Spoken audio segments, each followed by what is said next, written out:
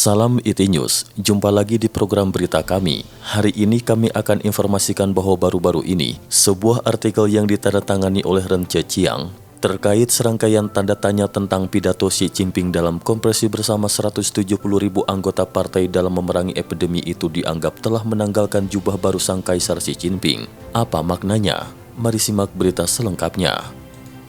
Ren Zhejiang adalah seorang mantan Tycoon Real Estate Tiongkok, anggota Komite Munisipal Beijing dari Konferensi Konsultatif Politik Rakyat Tiongkok. Dia juga seorang blogger di Sina Weibo dengan lebih dari 37 juta pengikut. Berjuluk Big Gun Ren, ia dikenal karena kritik terbukanya terhadap Partai Komunis Tiongkok.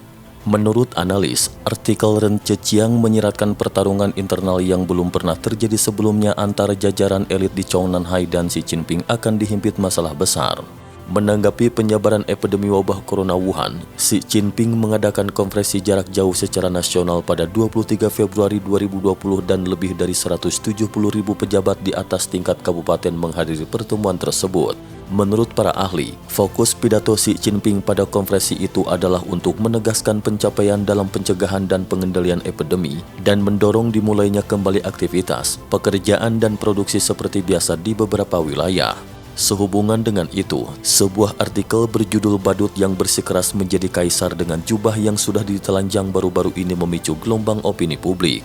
Meskipun artikel yang ditandatangani Ren Zhejiang itu tidak menyebutkan nama Xi Jinping, tetapi jelas ditujukan pada Xi Jinping dan bahkan membombardir pidato Xi Jinping di konferensi yang dihadiri 170.000 orang dan secara terbuka mengatakan, seorang badut yang meski sudah telanjang juga bersikeras ingin menjadi kaisar. Artikel itu menyebutkan, meskipun diselimuti dengan sehelai demi sehelai kain, berusaha menutupi kenyataan tidak mengenakan pakaian, tetapi tidak menyembunyikan ambisinya untuk menjadi seorang kaisar dan menghabisi siapapun yang menentang saya menjadi kaisar. Menurut artikel itu, pada pertemuan yang dihadiri 170.000 orang itu, orang-orang tidak melihat adanya pandangan kritis, tidak menyelidiki dan mengungkapkan fakta peristiwa, tidak menyelidiki penyebab wabah, apalagi meminta pertanggungjawaban, sebaliknya hanya pujian dan prestasi. Artikel itu mengemukakan serangkaian pertanyaan tentang pencegahan dan pengendalian epidemi oleh otoritas Xi Jinping. Mengapa tidak segera mengumumkan informasi? Mengapa laporan CCTV pada 1 Januari 2020 itu mengatakan akan menuntut 8 orang yang menyebarkan desas-desus? Mengapa ada peringatan pada 3 Januari 2020?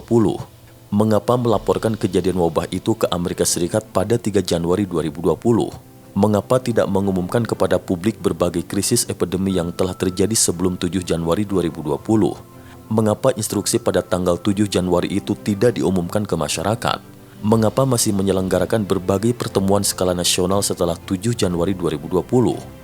Terkait artikel itu, media berbahasa Mandarin New Highland Vision mengatakan di Twitter resminya setelah verifikasi berulang, artikel itu memang ditulis sendiri oleh Ren Zhejiang.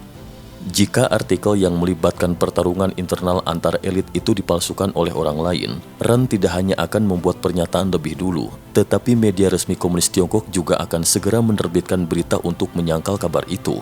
Dampaknya artikel itu telah membuat geger antar elit Komunis Tiongkok dan Xi Jinping dihimpit masalah serius.